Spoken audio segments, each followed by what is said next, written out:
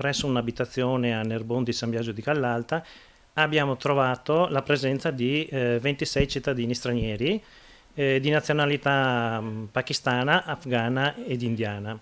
5 di questi sono risultati essere completamente privi di documenti e privi di permesso di soggiorno. 26 tra pakistani, afghani, indiani ammassati nelle stanze di un'abitazione a 2 piani di via Gorizia a Nerbon, ma anche in garage e in un ex ricovero per animali.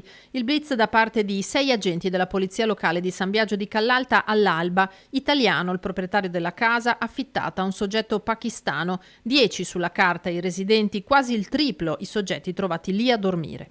E abbiamo rilevato anche delle condizioni igienico-sanitarie dell'immobile molto precarie.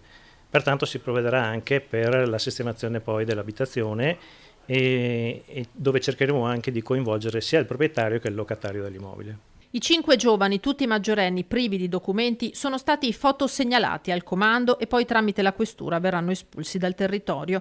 Non è la prima volta che la polizia locale verifica le presenze in quell'immobile situato ai confini tra San Biagio e Silea, a pochi passi dalla Treviso Mare e dal casello autostradale di Treviso Sud. Una struttura di transito, di certo un tetto sulla testa anche di lavoratori stranieri con regolare contratto che non hanno o non trovano un alloggio in affitto. Probabilmente si tratta di lavoratori agricoli impegnati proprio nelle campagne della zona.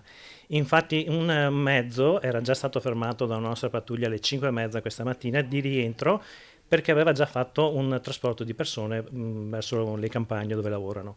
Proprietario di casa e locatario sono stati contattati e si sono impegnati a ripristinare l'immobile dal punto di vista igienico-sanitario. Rischiano al momento sanzioni legate alla mancata denuncia di ospitalità degli stranieri sorpresi in casa, ma ulteriori approfondimenti dovranno chiarire anche se, legati agli occupanti della struttura, si siano verificati casi di favoreggiamento dell'immigrazione clandestina o di sfruttamento.